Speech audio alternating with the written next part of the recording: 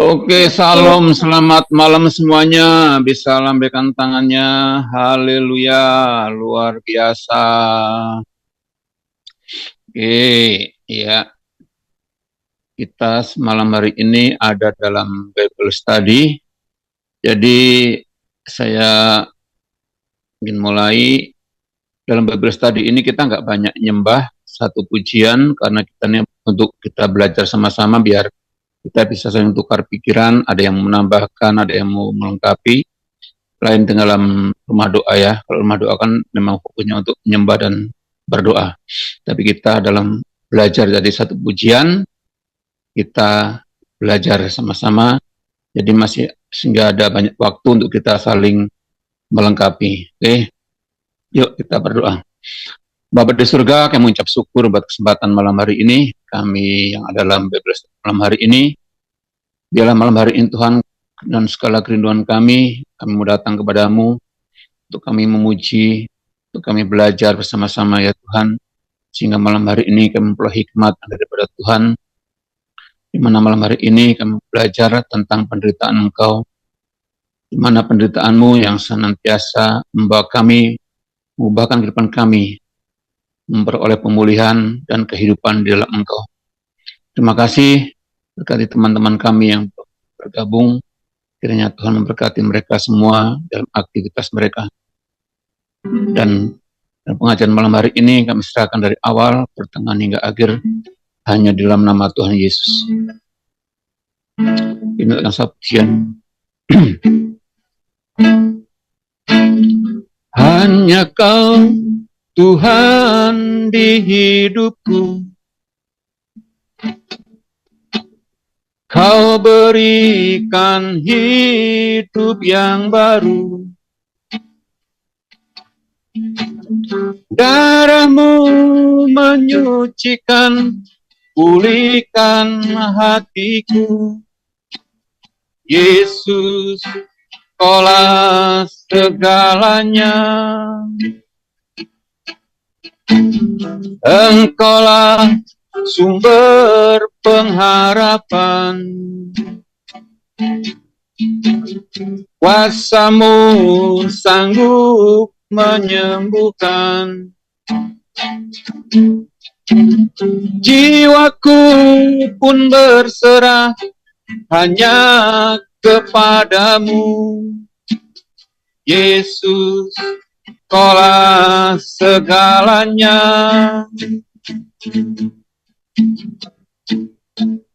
Karena salib-Mu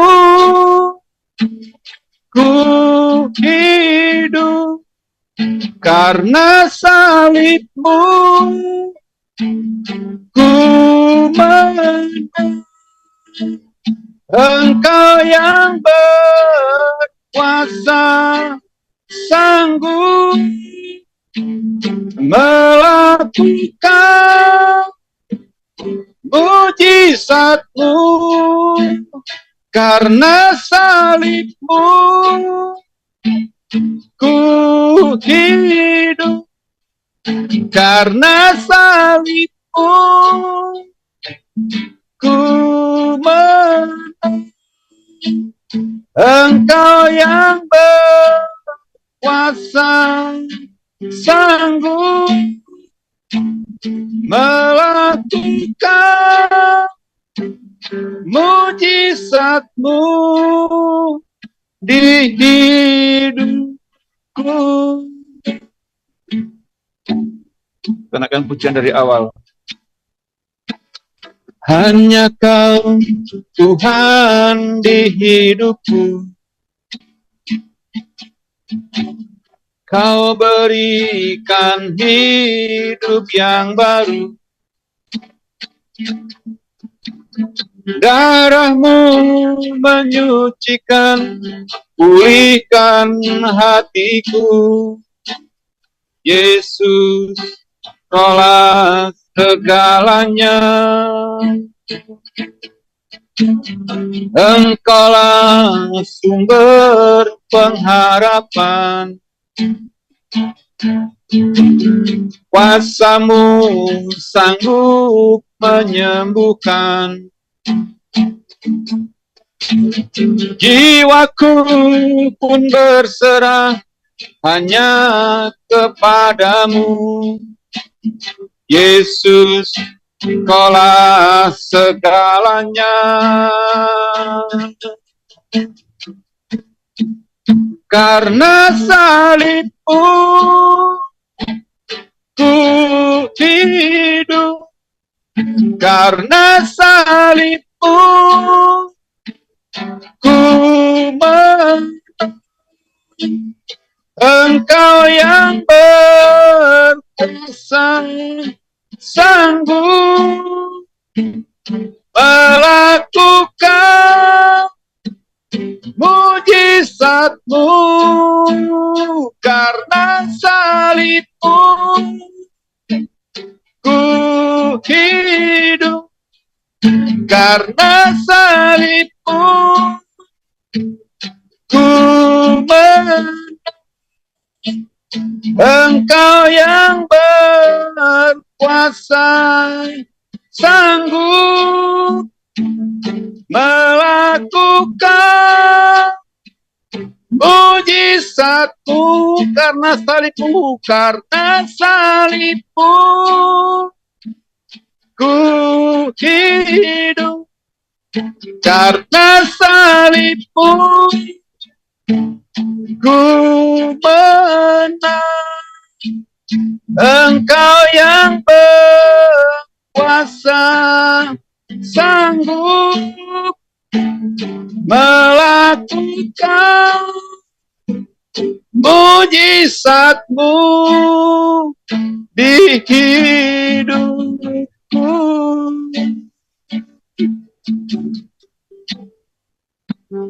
Engkau yang berkuasa sanggup melakukan mujizatmu di hidupku.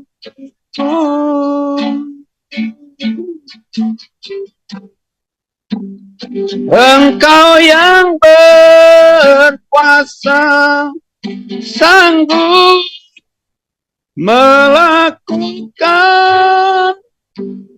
mujizatmu di hidupku.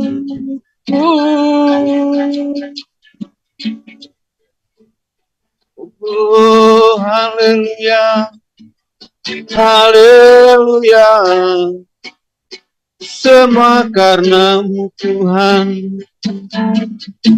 Salibmu mengubah hidupku. Engkau yang berkuasa, Engkau yang besar, yang sanggup melakukan segala perkara. Engkau yang ajaib, Engkau Tuhan, sanggup melakukan apa yang tak mungkin bagiku, itu mungkin bagimu. Sebab Kau Tuhan, Kau yang angkatku.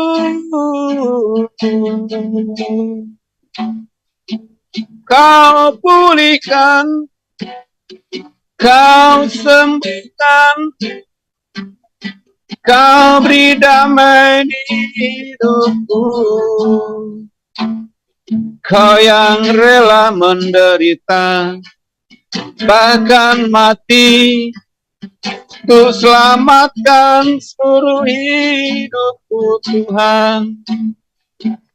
Sebab itu ku bersyukur padamu, ku bersyukur bagimu, padamu oh Yesusku.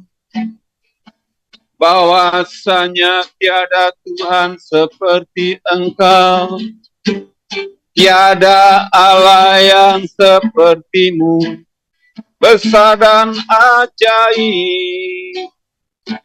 Ku bersyukur selalu. Terpujilah Engkau Tuhan Yesus. Mari kita berdoa terlebih dahulu. Tuhan Yesus, Engkau adalah Allah yang sanggup menyelamatkan kami. Tetapi yang membuat kami takjub adalah kasih-Mu. Kasih-Mu kepada orang-orang yang tidak pantas untuk menerimanya. Firman Tuhan berkata, ketika kami masih lemah, ketika kami masih menjadi orang-orang durhaka, ketika kami masih berdosa, dan bahkan ketika kami menjadi seteru-seteru Allah, Engkau mengasihi kami dengan kasih yang tanpa syarat. Itulah yang membuat kami hanya berharap kepadamu. Tuhan Yesus, saat ini dunia kami sedang tidak baik-baik saja. Tetapi kami tidak takut dan kami tidak khawatir, karena kami hanya mengandalkan Engkau. Di dalam Engkau, di dalam lindungan Engkau, kami aman. Tuhan Yesus, jauhkanlah kami dari yang jahat, lepaskanlah kami daripada segala pencobaan, karena Engkaulah yang punya kerajaan, kuasa, dan kemuliaan sampai selama-lamanya. Amin. Saudara, kita masuk pencobaan dan penderitaan Sang Raja. Ya, Yesus telah ditangkap di Getsemani. Nah, setelah itu apa yang terjadi? Kita langsung saja. Setelah Yesus ditangkap di Taman Getsemani, ia dibawa ke rumah Hanas, yaitu mantan imam besar yang merupakan mertua dari Kayafas yang sekarang menjadi imam besar. Hanas adalah seorang politikus yang cerdik, merupakan semacam bapak baptis dalam bangunan bait suci. Ketika Yesus dibawa ke Kayafas dan pada pagi harinya ke pertemuan Sanhedrin, mereka menyerahkannya kepada Pilatus yang mencoba menempatkannya di bawah yurisdiksi Herodes. Namun Herodes mengirimnya kembali ke Pilatus.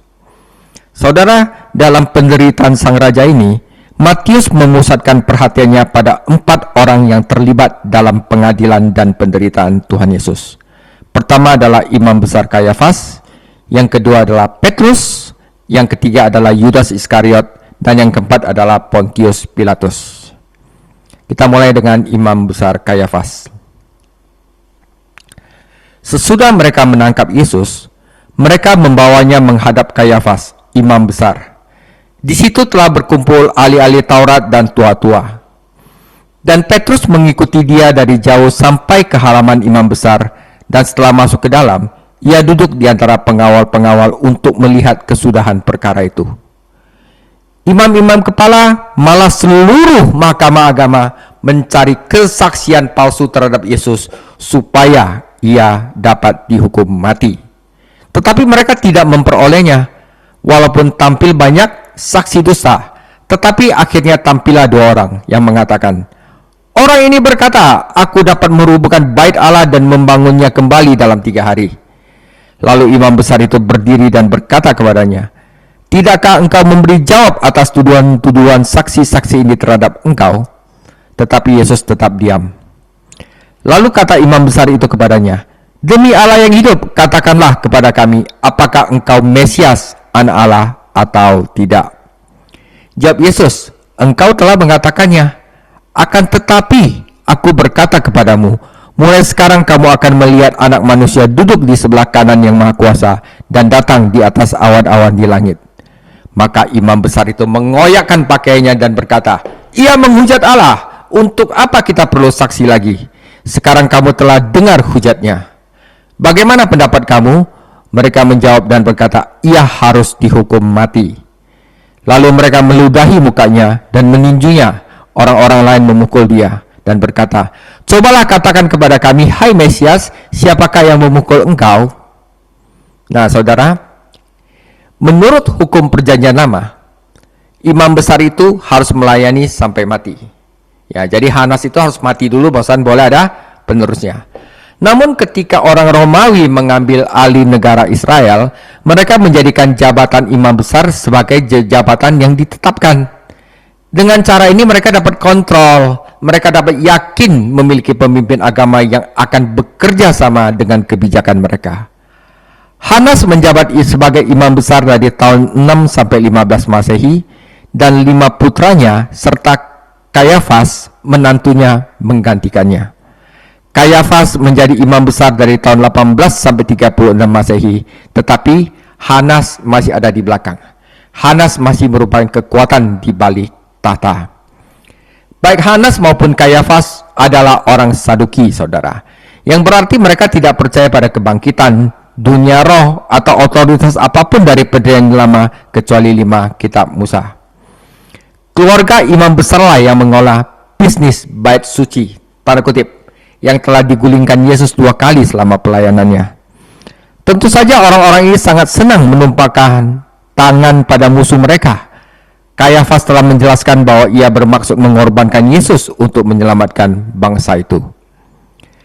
Imam besar dengan tergesa-gesa mengumpulkan Sanhedrin yang terdiri dari para imam kepala, para tua-tua, dan para ahli Taurat.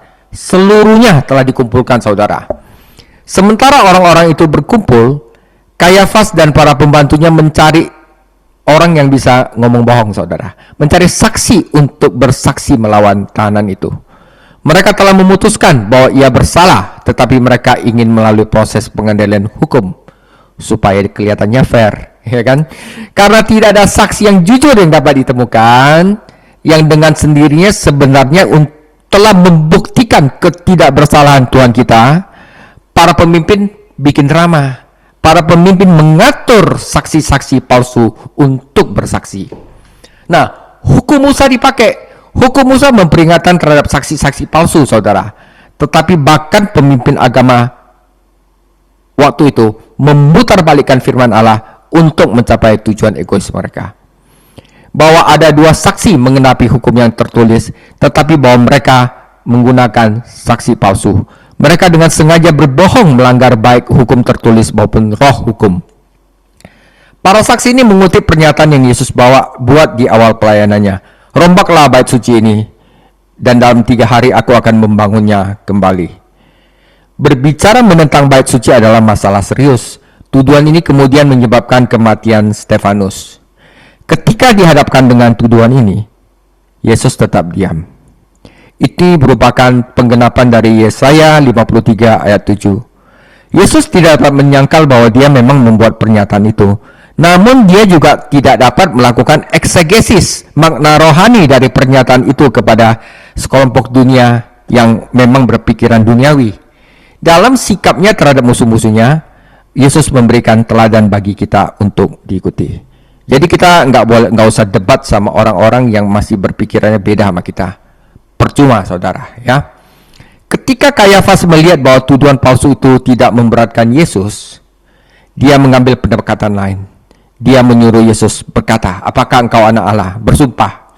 Di zaman kita yang sering terjadi sumpah palsu dan kecerobohan terhadap kebenaran, kita harusnya sekarang ini tidak dapat menghargai betapa pentingnya sumpah yang diberikan orang Yahudi. Tentu saja ini sesuai dengan hukum mereka. Kayafas tahu bahwa Yesus mengaku sebagai anak Allah, jadi ia menyuruhnya bersumpah untuk menyatakan hal ini. Untuk apa? Untuk buat dia salah. Imam yang cerdik itu tahu bahwa Yesus tidak dapat menghindari untuk menjawab. Yesus memang menegaskan bahwa dia adalah anak Allah. Ia menerapkan Mazmur 110 ayat 1 dan Daniel 7 ayat 13 kepada dirinya sendiri, yang keduanya merupakan bagian mesianik. Dalam kedua kutipan itu, di mana itu adalah jawaban Yesus, Yesus menubuatkan kebangkitan dan kenaikannya serta kedatangannya kembali dalam kemuliaan. Ini berarti keselamatan bagi mereka yang percaya kepadanya, tetapi bagi Kayafas itu berarti kutukan. Tanpa mempertimbangkan bukti, ya, Kayafas menjatuhkan hukuman. Perlakuan yang diberikan kepada Yesus setelah vonis dijatuhkan tentu saja ilegal dan tidak manusiawi.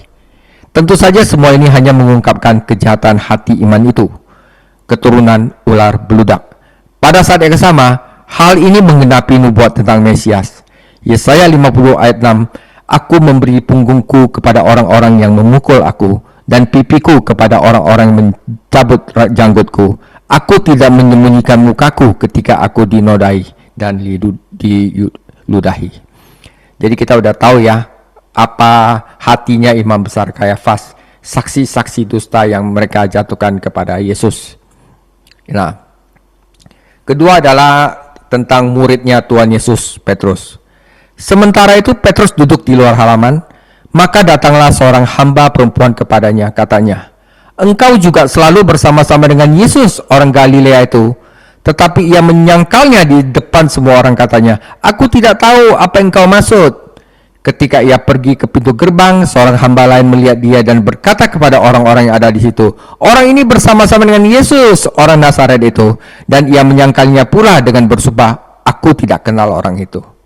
Tidak lama kemudian orang-orang yang ada di situ datang kepada Petrus dan berkata, "Pasti engkau juga salah satu dari mereka. Itu nyata dari bahasamu." Maka mulailah Petrus mengutuk dan bersumpah, "Aku tidak kenal orang itu." Dan pada saat itulah berkokoklah ayam. Maka teringatlah Petrus akan apa yang dikatakan Yesus kepadanya, "Sebelum ayam berkokok, engkau telah menyangkal aku 3 kali." Lalu ia pergi keluar dan menangis dengan sedihnya. Saudara, tentang Petrus. Petrus telah dikritik karena mengikuti dari jauh. Padahal Tuhan Yesus suruh dia pergi. Tetapi itu bukanlah kesalahannya. Kesalahannya adalah ia mengikuti. Ia seharusnya keluar. Yesus telah memperingatkan Petrus bahwa ia akan menyangkalnya. Yesus juga telah mengutip Zakaria 13 ayat 7 yang mengatakan bahwa domba-domba akan tercerai-berai. Akhirnya Yesus setelah secara tegas memerintahkan muridnya untuk tidak mengikuti dan berkata, "Biarlah mereka ini pergi." Jika Petrus telah mendengarkan apa yang Yesus katakan, yaitu firman, dan menaatinya, ia tidak akan pernah mengecewakan Tuhan dengan cara yang begitu memalukan. Rasul Paulus juga merupakan bagian dari kegagalan ini, karena ia telah mengikuti Petrus dan mempertemukan mereka berdua di rumah imam besar. Yesus telah memperingatkan mereka untuk berjaga-jaga dan berdoa agar mereka tidak jatuh ke dalam pencobaan, tetapi mereka malah tidur. Akibatnya mereka jatuh ke dalam pencobaan dan Petrus pun jatuh. Penyangkalan Petrus terhadap Yesus Kristus merupakan klimaks dari serangkaian kegagalan Petrus. Ketika Tuhan pertama kali memperingatkan Petrus bahwa ia akan diuji oleh setan, Petrus menegaskan imannya dan kemampuannya untuk tetap setia kepada Tuhan. Dengan sombong, Petrus membantah firman Tuhan. Ia bahkan berani membandingkan dirinya dengan murid-muridnya lainnya dan menegaskan bahwa meskipun mereka jatuh, ia akan tetap setia. Fakta bahwa Petrus berdiri di dekat api musuh menghangatkan dirinya menunjukkan betapa ia kalah. Penyangkalan itu bahkan lebih memalukan karena dua dari para interrogator itu adalah gadis-gadis pelayan. Tantangan ketiga datang dari seorang pria, salah satu dari yang menonton pengadilan Yesus, tetapi Petrus gagalai. Pria ini adalah kerabat Maklus, pria yang telah dilukai oleh Petrus. Jadi tindakan impulsif Petrus menimpanya bahkan setelah Yesus telah memperbaiki kerusakannya. Istilahnya apa? Auban dengan urut, ya. Catatan Markus tentang peristiwa ini menunjukkan bahwa ayam jantan akan berkokok 2 kali. Setelah penyangkalan ketiga, ayam jantan berkokok untuk kedua kalinya. Itu berarti bahwa kokok ayam pertama merupakan peringatan bagi Petrus dan seharusnya ia langsung segera meninggalkan tempat kejadian. Penyangkalan ketiga dan kokok ayam kedua merupakan klimaks dari ujian tersebut dan Petrus telah gagal. Kokok ayam mengingatkan Petrus akan perkataan Yesus. Seandainya Petrus mengingat dan menaati perkataan itu, ia tidak akan pernah menyangkal Tuhan Yesus. Pada saat itulah Yesus berpaling dan menatap Petrus di dalam Lukas, ya. Dan bayangin waktu Petrus menyangkal 3 kali, Yesus berpaling dari siksaan langsung menatap Petrus. Rasanya gimana? Dan tatapan kasih itu menghancurkan hati Petrus. Akhirnya Petrus keluar dan menangis dengan sedih. Setelah kebangkitannya, Yesus bertemu secara pribadi dengan Petrus dan memulihkannya menjadi murid-muridnya. Yesus juga memulihkannya di depan umum. Petrus mempelajari beberapa pelajaran penting selama pengalaman sulit itu, dan juga ini adalah pelajaran penting bagi kita. Kita harus belajar untuk memperhatikan firman Tuhan, berjaga-jaga dan berdoa, dan satu yang paling penting, jangan auban, jangan menaruh kepercayaan pada kekuatan sendiri, saudara. Itu adalah maksudnya. Oke, itu adalah Petrus. Dan yang ketiga adalah tentang murid yang mengkhianati Yesus, yaitu Yudas Iskariot. Ketika hari mulai siang, semua imam kepala dan tua-tua bangsa Yahudi berkumpul dan mengambil keputusan untuk membunuh Yesus. Mereka membelenggu dia, lalu membawanya dan menyerahkannya kepada Pilatus, wali negeri itu. Pada waktu Yudas yang menyerahkan dia melihat bahwa Yesus telah dijatuhi hukuman mati, menyesallah ia. Lalu ia mengembalikan uang yang 30 perak itu kepada imam-imam kepala dan tua-tua dan berkata, "Aku telah berdosa karena menyerahkan darah orang tak bersalah." Tetapi jawab mereka, "Apa urusan itu dengan kami? Itu urusanmu sendiri." Maka ia pun melemparkan uang perak itu ke dalam bait suci, lalu pergi dari situ dan menggantung diri. Imam-imam kepala mengambil uang perak itu dan berkata, "Tidak diperbolehkan memasukkan uang ini ke dalam peti persembahan sebab uang ini adalah uang darah." Setelah berunding, mereka membeli dengan uang itu tanah yang disebut tanah tukang periuk untuk dijadikan tempat pekuburan orang asing. Itulah sebabnya tanah itu sampai pada hari ini disebut tanah darah, ya, the blood land. Dengan demikian genaplah firman yang disampaikan oleh Nabi Yeremia. Mereka menerima 30 uang perak, yaitu harga yang ditetapkan menurut penilaian yang berlaku di antara orang Israel. Dan mereka memberikan uang itu untuk tanah tukang periuk seperti yang dipesankan Tuhan kepadaku. Ya, saudara, Yudas Iskariot. Saudara, Dewan Yahudi berkumpul kembali di pagi hari dan menyampaikan vonis resmi terhadap Yesus. Bukan vonis tarif 104% kepada Tiongkok, tetapi vonis Yesus harus dihukum mati. Sehingga orang-orang itu tidak dapat mengatakan bahwa pertemuan malam yang mereka adakan dengan tergesa-gesa itu melanggar hukum. Sekarang semua orang dapat hadir. Nah, di sini kemungkinan Nikodemus dan Yusuf dari Arimatea tidak hadir atau abstain dari pemungutan suara. Karena Nikodemus dan Yusuf dari Arimatea termasuk petinggi dari Sanhedrin, ya. Namun orang-orang Yahudi tidak memiliki wewenang untuk melaksanakan hukuman mati. Mereka cuma bisa kompak gitu. Jadi tanah itu pergi ke Pilatus, wali dari Romawi. Hanya dia yang dapat menjatuhkan hukum mati kepada tahanan itu. Pada titik ini, Yudas kembali ke tempat kejadian. Dia menyaksikan pengadilan resmi dan vonis Yesus dan menyadari bahwa dia dihukum mati. Respon Yudas adalah penyesalan dan penyesalan. Kata Yunani di sini, saudara, yang diterjemahkan bertobat atau penyesal dalam Matius 27 ayat 3 menunjukkan bukan kesedihan atas dosa yang menuntun pada perubahan pikiran, tetapi penyesalan yang menuntun pada keputusasaan. Petrus benar-benar bertobat dan Yesus memulihkannya. Namun Yudas tidak bertobat dan hal ini menyebabkan dia bunuh diri. Ya, ada beda ya. Yudas telah menjual Yesus seharga seorang budak. Kalau kita lihat Keluaran 21:32 dikatakan kalau misalnya ada orang jadi budak itu harganya sama 30 perak. Karena putus asa dia melemparkan uang itu ke bait suci dan pergi. Hukum tidak mengizinkan penggunaan uang haram semacam ini untuk masukin ke dalam kolektor bait suci, ya. Para pemimpin berhati-hati untuk menaati hukum meskipun mereka sebenarnya bersalah karena melanggarnya. Mereka menggunakan uang itu akhirnya untuk membeli tanah yang dikatakan ladang tukang periuk, tempat orang asing Yahudi yang meninggal, agar kalau orang asing yang mati di sana bisa dikuburkan dengan layak di tempat itu. Oke. Kisah Para Rasul 1 ayat 18-9 menambah pemahaman kita tentang peristiwa tersebut. Yudas pergi sendiri, merenungkan kejahatan yang mengerikan, dan akhirnya gantung diri. Rupanya tubuhnya tidak ditemukan selama beberapa hari, karena tubuhnya membengkak dan isi perutnya keluar. Mungkin dahan pohon tempat dia digantung juga patah dan menyebabkan hal ini. Entah gimana ya. Kisah Para Rasul 1 ayat 18 tidak mengatakan bahwa Yudas bunuh diri di ladang yang dibeli para imam dengan uang itu. Tindakan itu akan menajiskan tanah itu dan para imam tidak akan membelinya. Jadi Matius 27 ayat 7 menyatakan bahwa para imam membeli sebidang tanah. Kisah Para Rasul 1 ayat 18 menyatakan bahwa uang yang diperoleh Yudas digunakan untuk membelinya. Yudas tidak mungkin membeli sebidang tanah dengan uang itu karena ia mengembalikan uang itu kepada para imam.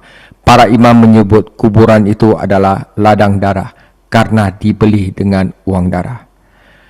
Bunuh diri Yudas menambahkan lebih banyak darah pada nama itu karena dialah yang menyumbangkan uang itu.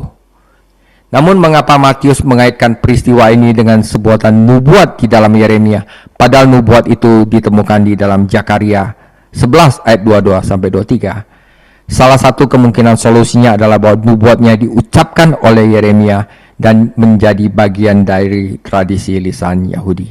Nubuat itu kemudian ditulis oleh Zakaria. Nabi Yeremia jelas terlibat dalam pembelian sebidang tanah dan juga pembangunan rumah tukang periuk dan tanah pemakaman. Matius mungkin merujuk pada fakta-fakta umum ini sebagai latar belakang nubuat khusus yang ditulis oleh Zakaria. Saudara, itu adalah tentang Yudas Iskariot. Yang keempat adalah tentang Pontius Pilatus. Lagi-lagi Yesus lalu dihadapkan kepada wali negeri, dan wali negeri bertanya kepadanya, "Engkaukah raja orang Yahudi?" Jawab Petrus, "Engkau sendiri mengatakannya." Tetapi atas tuduhan yang diajukan imam-imam kepala dan tua-tua terhadap dia, ia tidak memberi jawab apapun. Maka kata Pilatus kepadanya, "Tidakkah engkau mendengar betapa banyaknya tuduhan saksi-saksi ini terhadap engkau?" Tetapi ia tidak menjawab suatu kata pun, sehingga wali negeri itu sangat heran. Telah menjadi kebiasaan bagi wali negeri untuk membebaskan satu orang hukuman pada tiap-tiap hari raya itu atas pilihan orang banyak.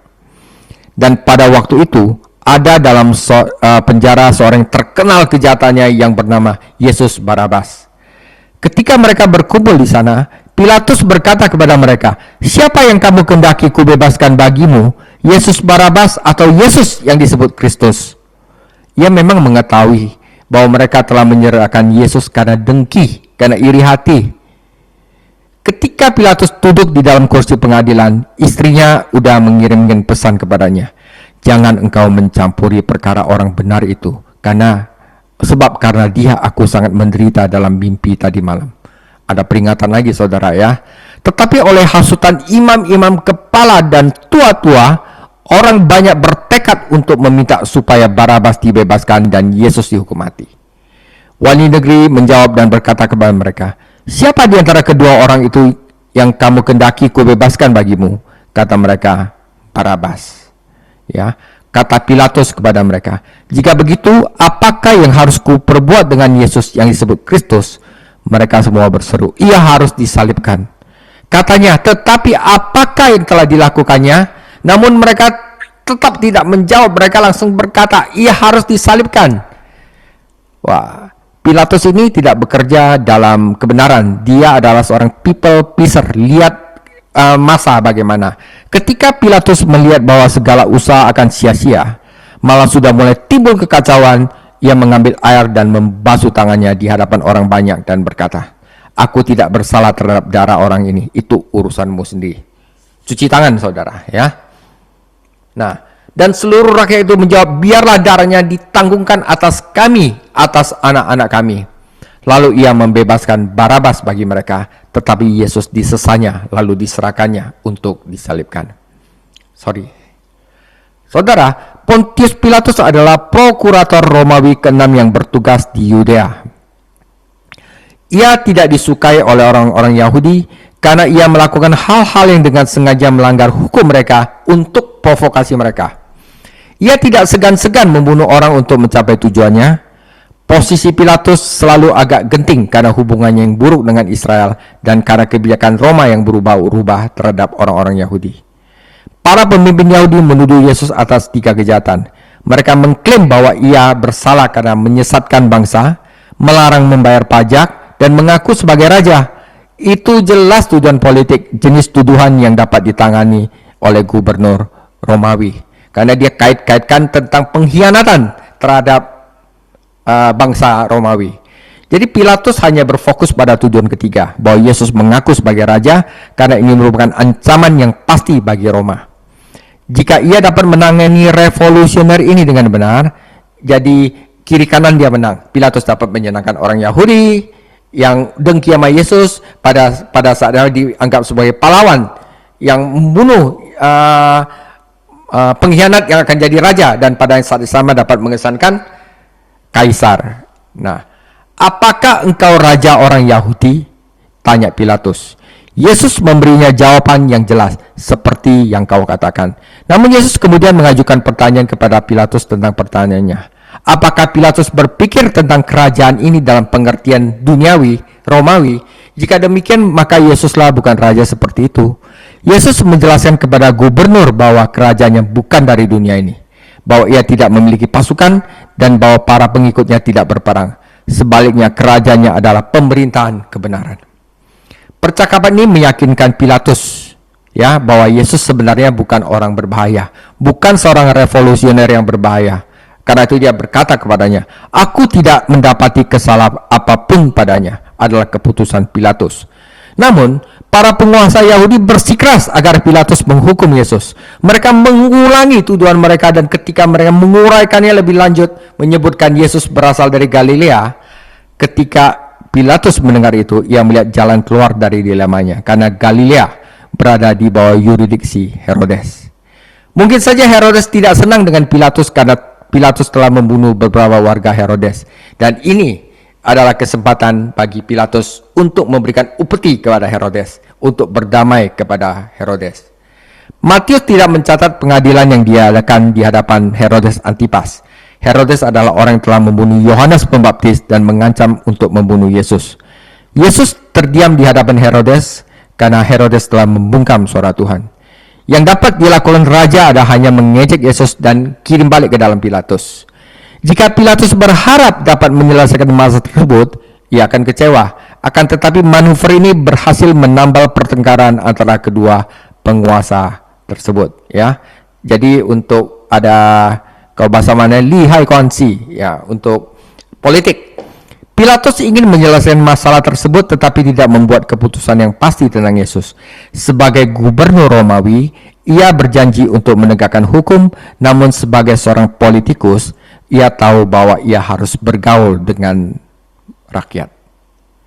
Setiap keputusan yang diambil Pilatus memaksanya untuk membuat keputusan lain, sehingga ia menjadi tawanan karena penghindaran dirinya. Ia menanya Yesus lebih lanjut, tetapi Yesus tidak menjawab. Pilatus punya satu rencana lain. Ia akan mengikuti tradisi membebaskan seorang tahanan, jadi buang lagi keputusannya kepada rakyat. Alih-alih memilih tahanan yang tidak dikenal, Pilatus sengaja memilih tahanan yang paling terkenal jahat, yaitu Barabas. Orang ini adalah seorang perampok dan pembunuh. Pilatus beralasan bahwa orang banyak akan menolak Barabas dan meminta Yesus dibebaskan. Karena siapa yang menginginkan seorang pembunuh dan perampok yang dihukum bebas di tengah masyarakat? Namun Pilatus salah. Orang gak takut sama orang jahat, orang takut sama orang benar. Kenapa? Orang jahat paling gak jahat, tapi orang benar itu akan melanjangin orang lain. Meskipun Yesus telah melayani dengan menyembuhkan orang sakit dan bahkan membangkitkan orang mati, orang banyak menolaknya dan memilih seorang penjahat yang paling jahat, seorang pembunuh, untuk dibebaskan. Pilatus menyadari bahwa kerusuhan sedang terjadi dan ia juga play safe, tidak dapat membiarkan hal ini terjadi. Hal yang ingin dicegah oleh para penguasa adalah kerusuhan pada masa Paskah, dan mereka merekayasa diri mereka sendiri untuk memaksa Pilatus bertindak. Jadi saling menggunakan, Gubernur memang bertindak semata-mata karena kepraktisan dan bukan atas dasar integritas. Ia membebaskan orang yang bersalah dan menghukum orang yang tidak bersalah, dan orang yang tidak bersalah itu adalah anak Allah. Pilatus mengambil 3 langkah dalam upayanya untuk membebaskan dirinya. Pertama, ia mencuci tangannya dan menyatakan bahwa ia tidak bersalah atas kesalahan apapun. Kedua, ia menyatakan dengan jelas bahwa Yesus adalah orang yang adil, yaitu orang yang tidak layak dihukum mati. Ketiga, ia menawarkan untuk menghukum Yesus dan kemudian membebaskannya. Tetapi para penguasa keturunan ular beludak itu tidak mau menerima kompromi. Akhirnya para penguasa agama menggunakan satu senjata yang tidak dapat dilawan Pilatus. Jika engkau membebaskan orang ini, engkau bukanlah sahabat kaisar. Setiap orang yang menganggap dirinya raja melawan kaisar. Wah, mendengar ini Pilatus menyerah dan menyuruh Yesus dicambuk dan menyerahkannya untuk disalibkan. Begitu ceritanya, saudara, Karena orang-orang Yahudi tidak dapat mengeksekusi penjahat, para pejabat Romawi perlu membantu, dan Pilatus mengeluarkan perintah itu. Tentu saja semuanya ini adalah penggenapan dari nubuat dalam Perjanjian Lama. Orang-orang Yahudi tidak dapat menyalibkan, mereka menggunakan rajam untuk mengeksekusi penjahat. Ya, mereka tidak bisa menyalibkan. Mazmur 22 yang ditulis oleh seorang Yahudi adalah gambaran tentang yang jelas tentang penyaliban. Mereka menusuk tangan dan kakiku. Kita dapat baca di Mazmur 22 ayat 16. Saudara, dari cerita keempat orang ini, kita akan membuat satu kesimpulan. Ya. Galatia 3 ayat 13. Kristus telah menebus kita dari kutuk hukum Taurat dengan jalan menjadi kutuk karena kita. Sebab ada tertulis, terkutuklah orang yang digantung pada kayu salib. Namun, Allah tetap bekerja dalam memenuhi tujuan ilahinya. Saudara, Kayafas menyerah pada hatinya yang jahat dan penuh dengan dengki dan dusta, karena memang keturunan ular beludak adalah iblis dari bapak iblis yang merupakan bapak segala dusta. Yudas menyerah kepada iblis dalam dosanya sangat besar, sehingga ia bunuh diri. Petrus menyerah pada keinginan dagingnya ketika ia menyangkal Tuhannya. Pilatus menyerah kepada dunia dan mendengarkan orang banyak. Pilatus tahu apa yang benar, tetapi menolak untuk melakukan apapun tentang hal itu. Ia bersedia untuk memuaskan orang banyak. Pilatus mencari jalan yang mudah, bukan jalan yang benar. Ia telah tercatat di dalam sejarah sebagai orang yang menghukum anak Allah, orang yang menghukum Yesus. Saudara, demikianlah cerita tentang penderitaan Tuhan Yesus sebelum disalib. Dan minggu depan pada Minggu Paskah kita akan mempelajari tentang kematian Tuhan Yesus, ya. Penderitaan dan kematian Sang Raja. Tuhan Yesus memberkati. Haleluya. Oke. Kita akhiri pada kita dalam kita malam ini dengan satu pujian. Dengan darahmu kau tebus dosaku, dengan nyawamu kau tukar hidupku. Kini aku sepenuhnya milikmu, akulah anakmu. Yesus, Yesus, Yesus, ku berseru. Yesus, Yesus, ku panggil namamu. Pengabdianku hanya padamu. Yesus, Yesus, engkaulah Bapakku. Sekali katakan, dengan darahmu. Dengan darahmu kau tebus dosaku, dengan nyawamu kau tukar hidup. Kini aku sepenuhnya milikmu, akulah anakmu. Yesus, Yesus, Yesus, ku berseru. Yesus, Yesus, ku panggil namamu. Pengabdianku hanya padamu. Yesus, Yesus, engkaulah Bapakku. Sekali lagi. Yesus, Yesus, Yesus, ku berseru. Yesus, Yesus, ku panggil namamu. Pengabdianku hanya padamu. Yesus, Yesus, engkaulah Bapakku. Pengabdianku hanya padamu. Yesus, Yesus, engkaulah Bapakku.